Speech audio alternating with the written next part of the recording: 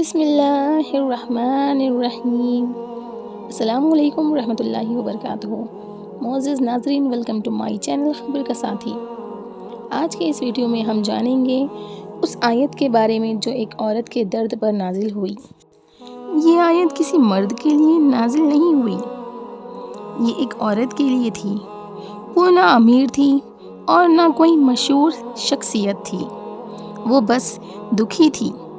ایک بیوی، ایک مومنہ، درد سے بھرا ہوا دل۔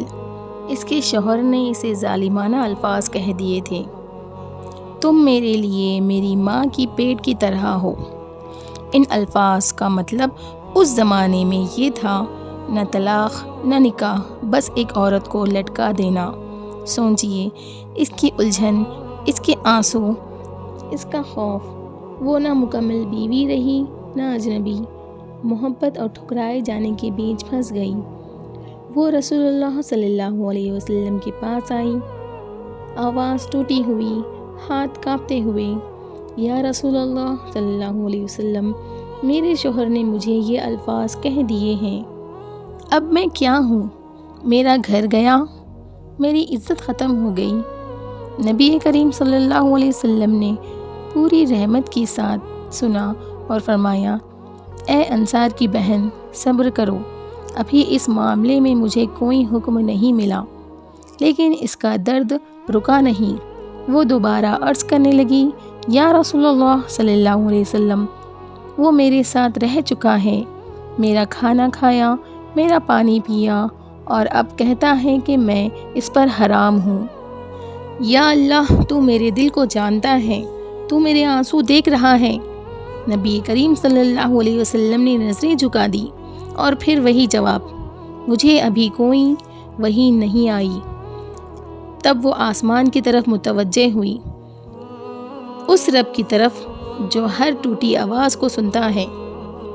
اس کی سرگوشی دیواروں سے گزر کر، بادلوں سے اوپر، فرشتوں کے درمیان سے آگے، عرش الہی تک پہنچی، اور پھر وہی نازل ہوئی۔ آیت نمبر 1، سورۃ المجادلہ۔ قد سمع اللہ قول التی تجادلک فی زوجها وتشتکی الی اللہ واللہ یسمع تحاورکما ان اللہ سمیع بصیر۔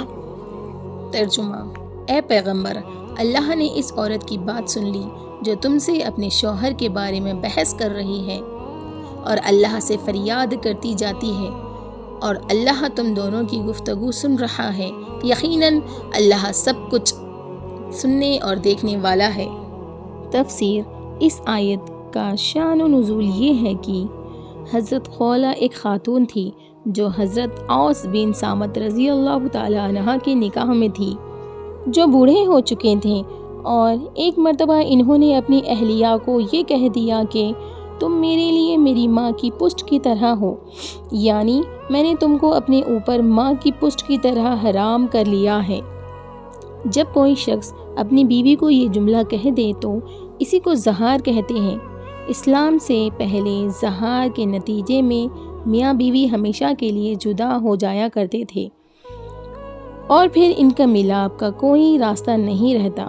اگرچہ حضرت اوس بن صامت یہ جملہ جذبات میں آ کر کہے گئے تھے، لیکن بعد میں شرمندہ ہوئے، تو یہ خاتون پریشان ہو کر حضور اقدس صلی اللہ علیہ وسلم کی خدمت میں آئیں اور آپ سے پوچھا کہ اس صورتحال کا کیا حکم ہے۔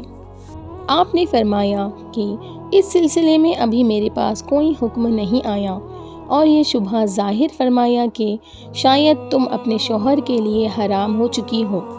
اس پر اس خاتون نے بار بار نبی کریم صلی اللہ علیہ وسلم سے یہ کہا کہ میرے شوہر نے مجھے طلاق کا کوئی لفظ نہیں کہا۔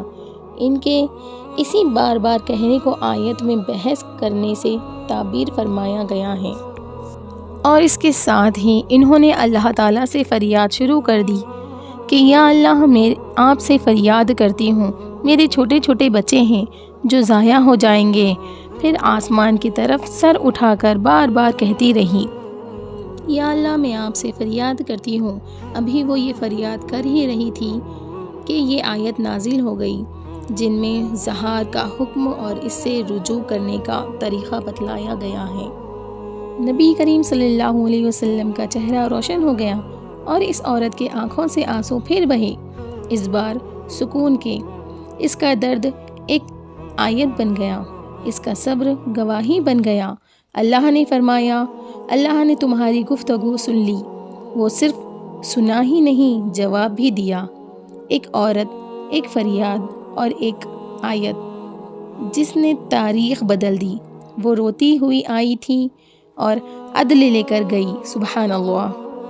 اس کا نام ہمیشہ کے لیے قرآن پاک میں لکھ دیا گیا۔ جو تب کبھی بھی تم سوچو کہ کوئی تمہیں نہیں سنتا، اسے یاد کرنا، جس رب نے اسے 7 آسمانوں کے اوپر سے سنا تھا، وہی تمہیں بھی تمہارے کمرے کی خاموشی میں بھی سن رہا ہے۔ میرا رب تو دعائیں سننے والا ہے۔